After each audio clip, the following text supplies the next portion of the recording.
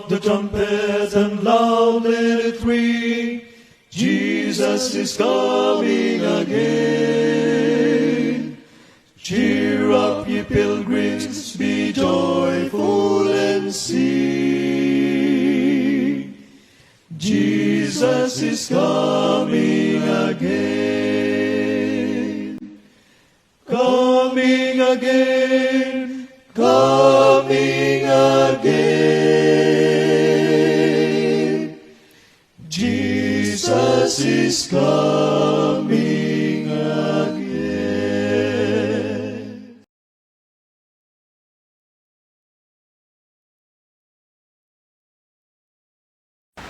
Our subject that we should study this moment is about the danger of ingratitude.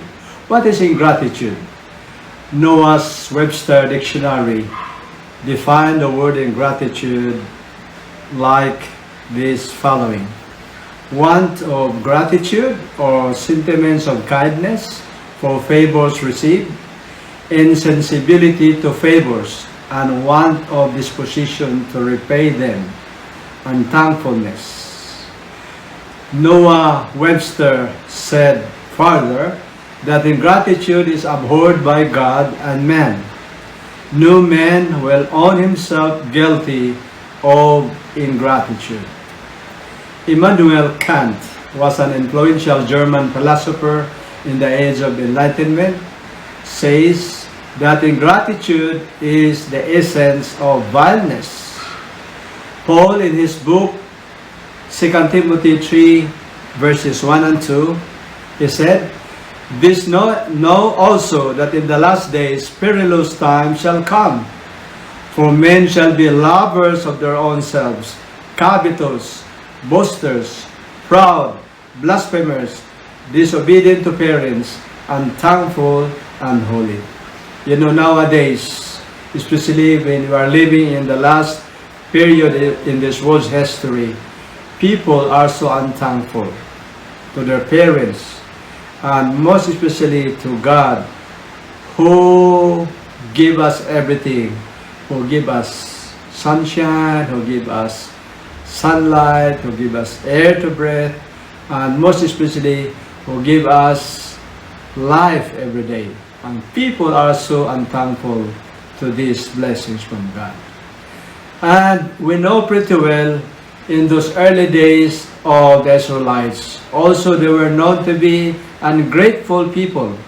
In the book Faith and Works 69, paragraph 1, the children of Israel had not realized that God had been keeping them by His angels, sent to be their help and their protection. They had been an ungrateful people. You know, God was so merciful to them, and God showed His mercy to Israel in the plagues of Egypt.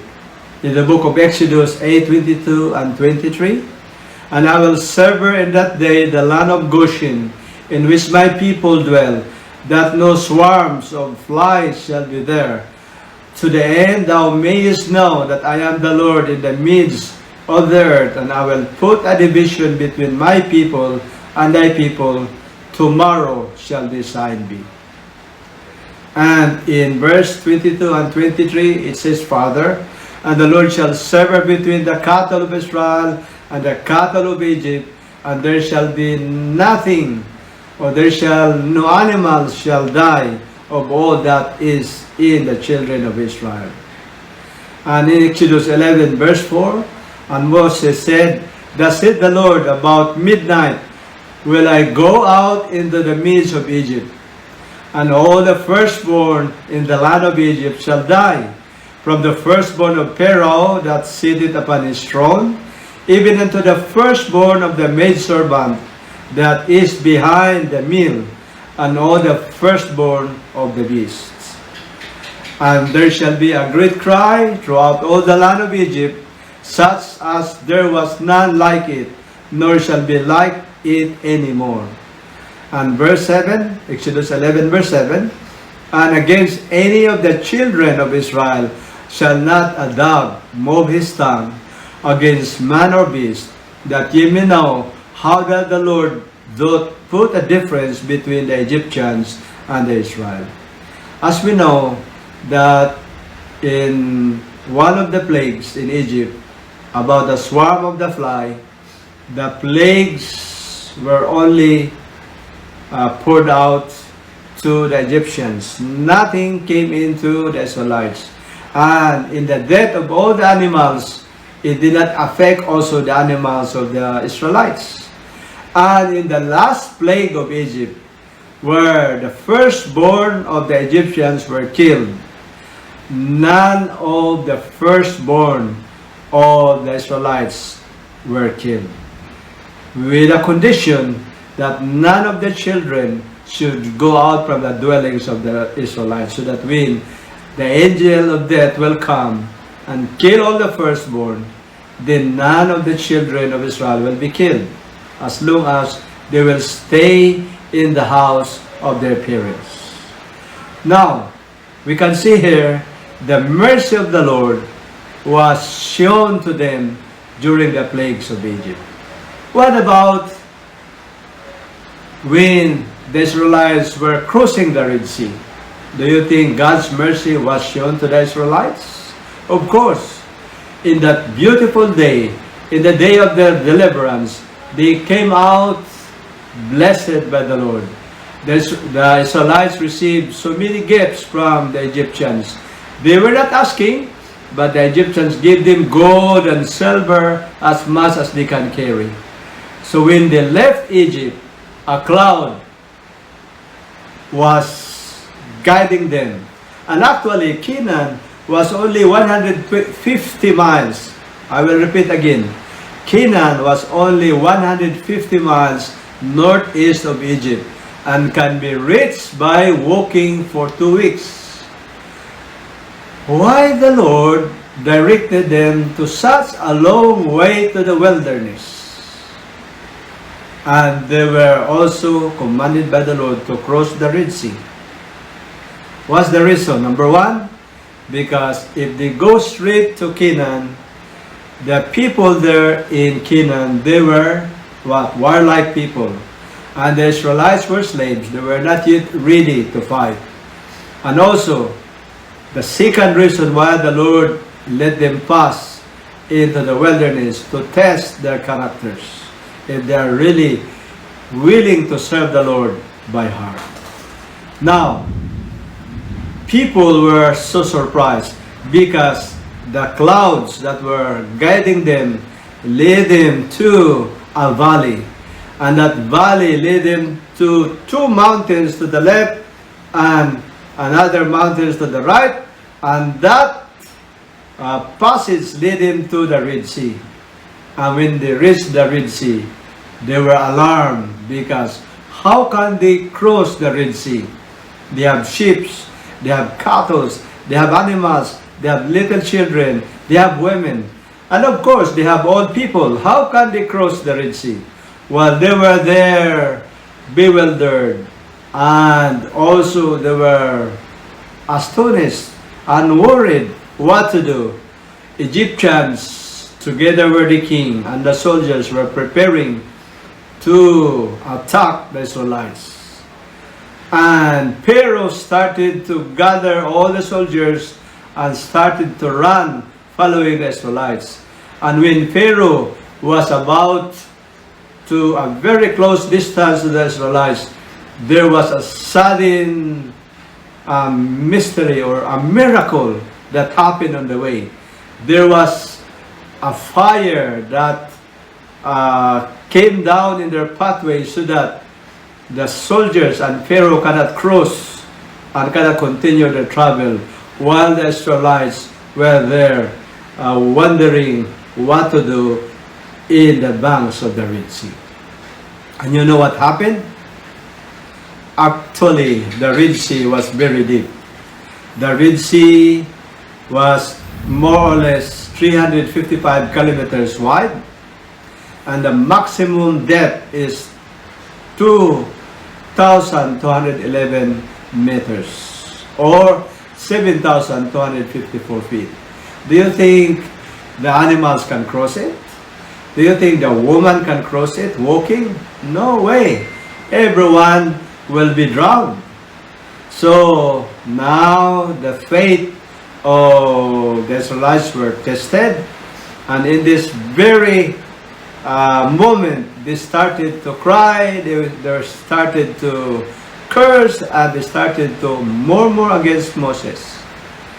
And in Exodus 14 verse 10, it says there, "And when Pharaoh drew nigh, the children of Israel lifted up their eyes, and behold, the Egyptians marched after them, and they were sore afraid. And the children of Israel cried out unto the Lord. And they said unto Moses, Because there were no graves in Egypt, hast thou taken us away to die in the wilderness? Wherefore hast thou dealt with us to carry us forth out of Egypt?" In verse 13, "And Moses said unto the people, Fear ye not, stand still, and see the salvation of the Lord, which he will show to you today. For the Egyptians whom ye have seen today, ye shall see them again no more forever." And in verse 15 and 16 of chapter 14 of Exodus, "And the Lord said to Moses, Wherefore criest thou unto me? Speak unto the children of Israel, that they go forward. But lift thou up thy rod, and stretch out thine hand over the sea, and divide it, and the children of Israel shall go on dry ground through the midst of the sea." You see, my beloved friends, people, especially the Israelites, were easily to forget. They knew and they saw how the Lord was wonderful, how the Lord was great, how the Lord was mighty when the Lord led them out from Egypt with a mighty hand. And they soon forget the mercies of the Lord. In Psalms 106, 9-11, it says, "And he rebuked the sea also, and it was dried up. So he led them through the depths as through the wilderness. And he saved them from the hand of him that hated them, and redeemed them from the hand of the enemy. And the waters covered our enemies, and there was not one of them left." In manuscript 155, 1899, "The mighty hand of Christ rolled back the waters of the Red Sea, so that they stood up like a wall. Thus he made a dry passage through the sea, and Israel passed over the dry sand." You see here, the Lord is really merciful to them. The Lord is really great to them. And by striking the rod, the Red Sea was divided, and the Israelites were able to pass in a dry land. But before that, they were murmuring. They were accusing Moses. Why Moses led them to wilderness to die? So, brethren, people are unthankful unto the Lord. And let us see if these Israelites people learned their mistakes. So let us see God's mercy was shown to the Israel in the wilderness wandering. And let us see also how the Israelites answer or responded to the mercies of the Lord. Did they ever change their murmuring and ungrateful characters?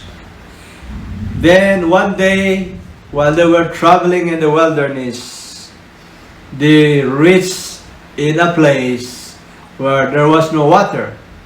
But finally, they were thirsty, and everyone were crying for water. They find a place where there was water, and that water was not fit for drinking. In Exodus 15, 23 and 24, "And when they came to Marah, they could not drink of the waters of the Marah, for they were bitter. Therefore the name of it was called Marah. And the people murmured against Moses, saying, What shall we drink?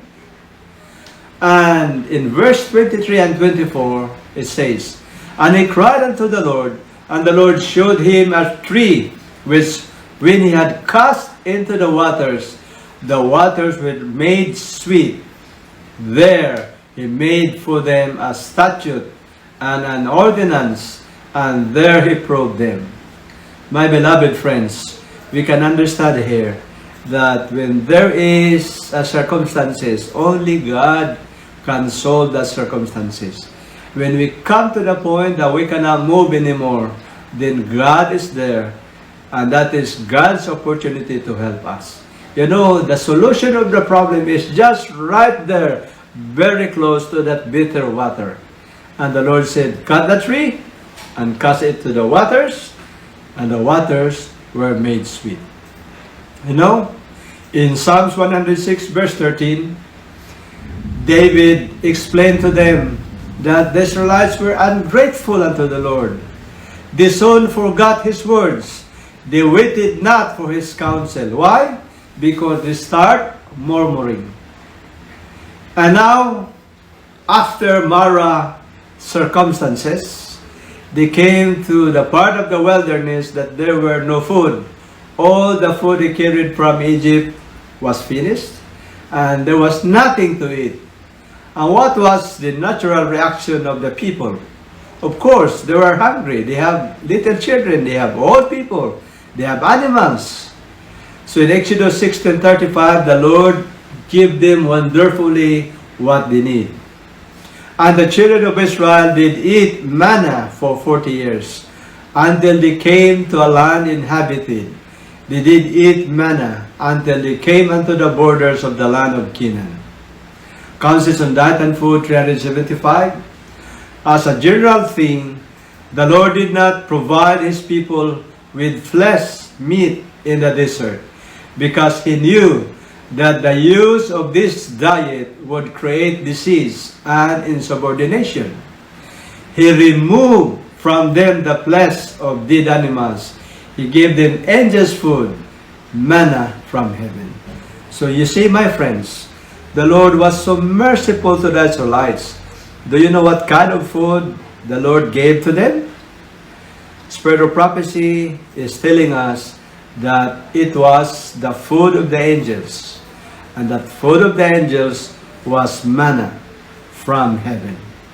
Imagine, human beings were eating the food of the angels for 40 years in the wilderness.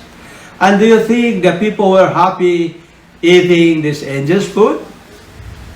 In Numbers 11 verse 4, and the mixed multitude that was among them feel a lusting, and the children of Israel also wept again, and said, who shall give us flesh to eat?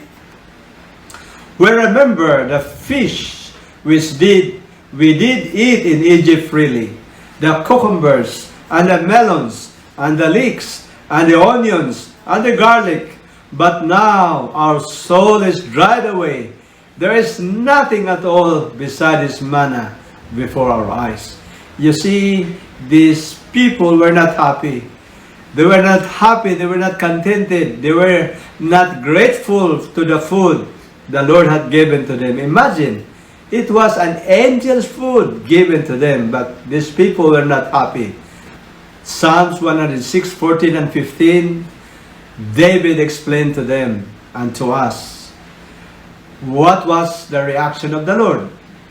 But lusting exceedingly in the wilderness, and tempted God in the desert, and He gave them the request, but sent leanness into their soul.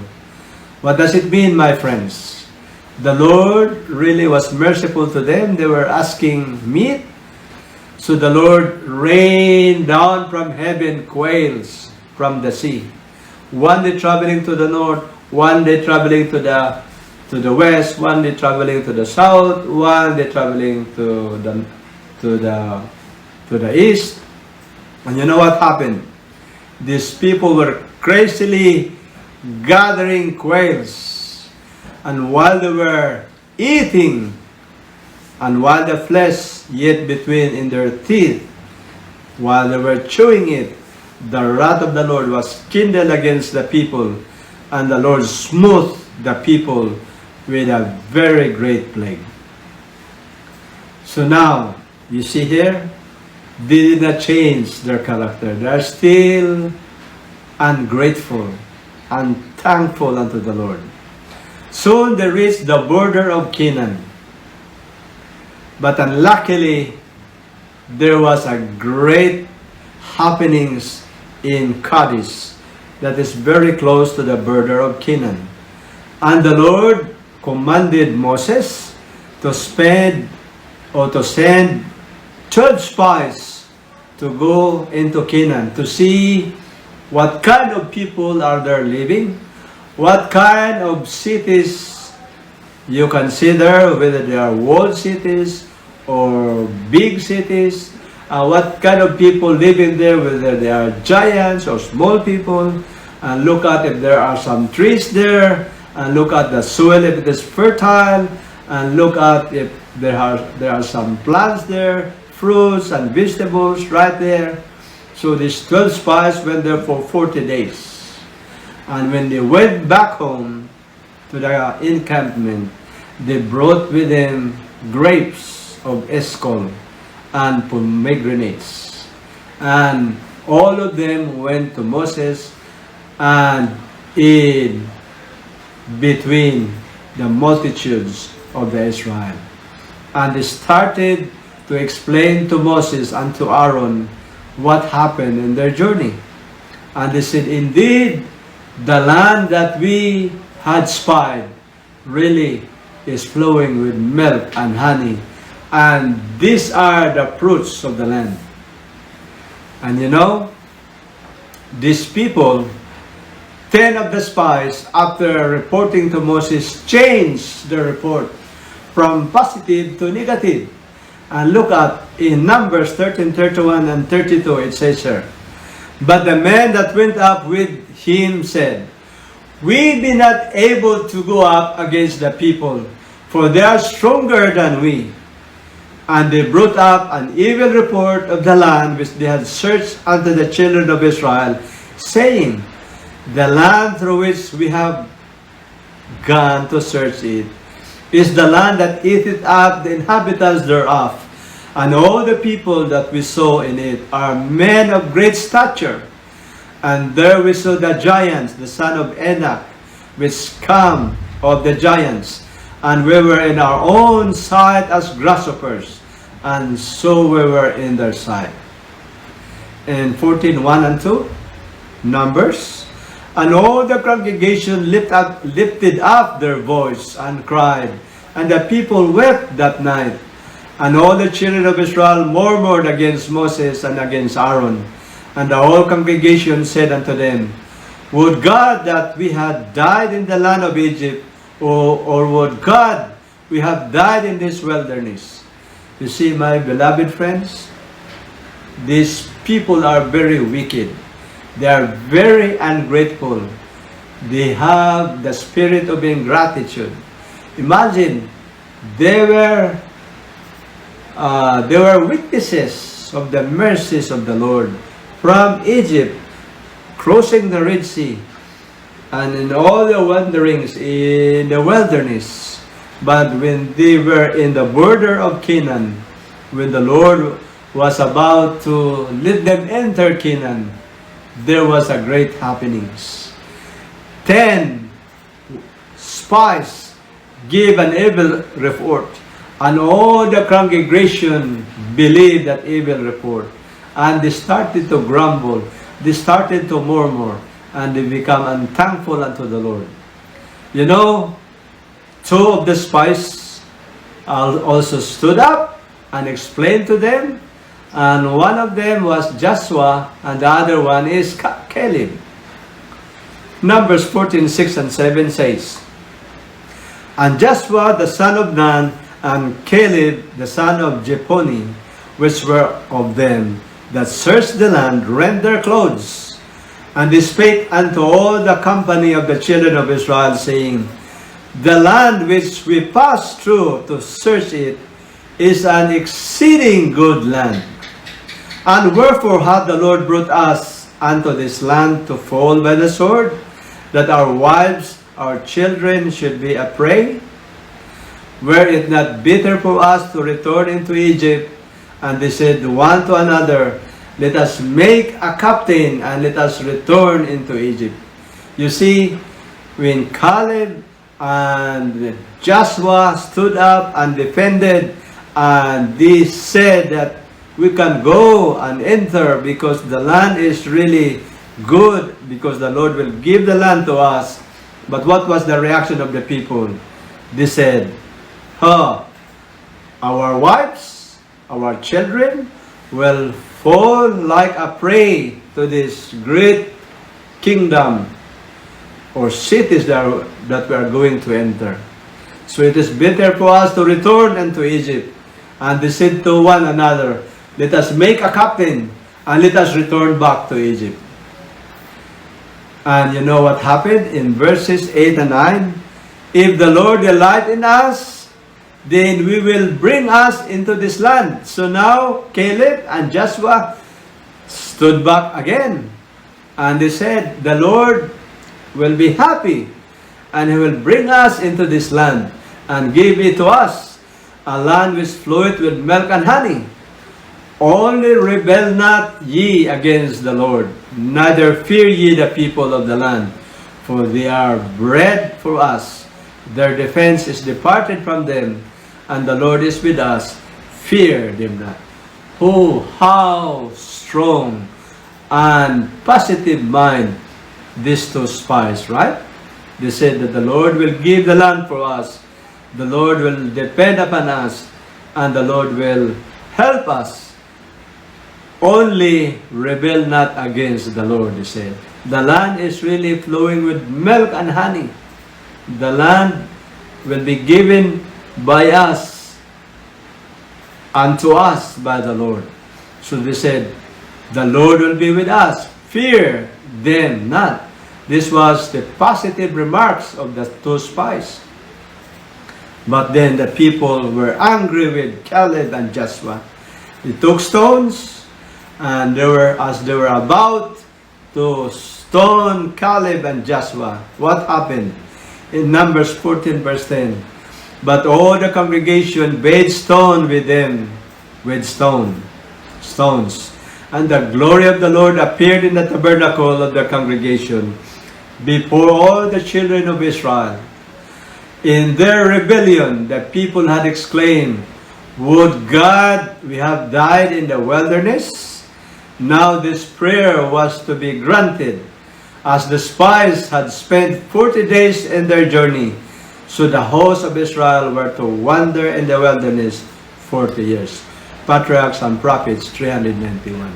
You see, when these people were about to throw stone unto Caleb and Joshua, the Lord appeared unto them.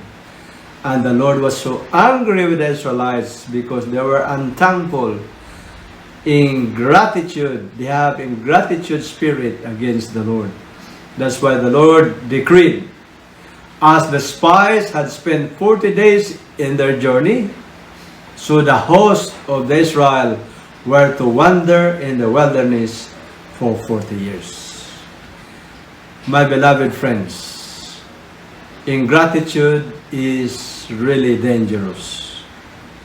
And in the book of Hebrews 3:15 and 16, this is the message for us today, that we should not follow the examples of the Israelites of being unthankful unto the Lord. It says further, while it is said today, if you will hear His voice, harden not your hearts, as in the provocation. For some, when they had heard, they did provoke, howbeit not all that came out of Egypt by Moses. But with whom was he grieved 40 years? Was it not with them that had sinned, whose carcasses fell in the wilderness? And to whom sware he that they should not enter into his rest, but to them that believed not? So we see that they could not enter in because of unbelief. So my beloved friends, to be ungrateful unto the Lord is very dangerous. You know what happened? Instead of entering Canaan, all the Israelites went back and wandered in the desert for another 38 years, because they were there traveling for 2 years there in Kadesh. And from Kadesh they wandered along around the wilderness for 38 years, until all those wicked people, all people died in the wilderness, and the Lord had raised up the new generation, the children of these people, to enter the promised land.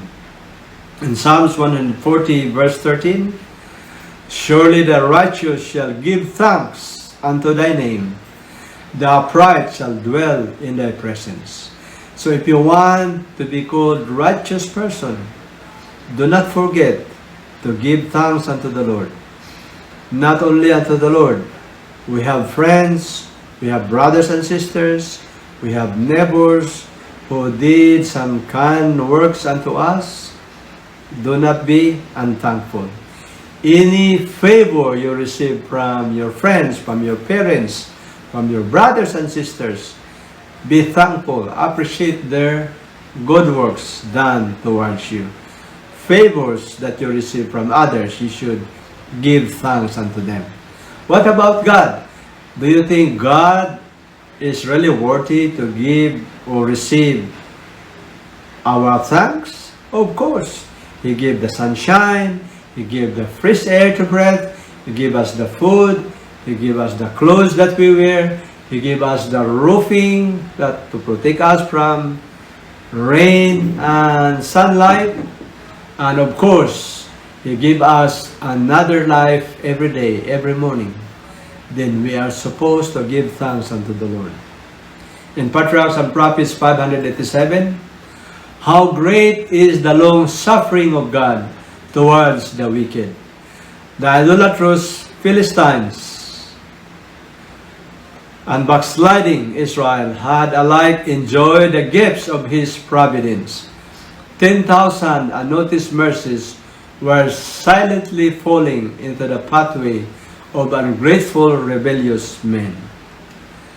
My beloved friends, of course, not only the Israelites were ungrateful. Even today, many people today are ungrateful, rebellious, and since they are full of blessings, material blessing, they said, do you think God exists? As the country become more affluent, become richer, then they have tendency to forget God. They have tendency to worship their own achievement. And that is the danger of prosperity, my beloved friends. But for us Christians, for us whom God died to save us, we need to give thanks unto the Lord. 1 Thessalonians 5:18, in everything give thanks, for this is the will of God in Christ Jesus concerning you. My beloved friends, before everything will be forgotten, let us remember that being thankful unto the Lord is foremost, the most important thing we should do every day. This is my wish and prayer. May the Lord bless you. Amen. Lift up the trumpets and loud let it ring. Jesus is coming again. Cheer up, ye pilgrims, be joyful and sing. Jesus is coming again. Coming again. Coming again. Jesus is coming again. Lift up the trumpets and loud let it ring. Jesus is coming again. Cheer up, ye pilgrims, be joyful and sing. Jesus is coming. Jesus is coming.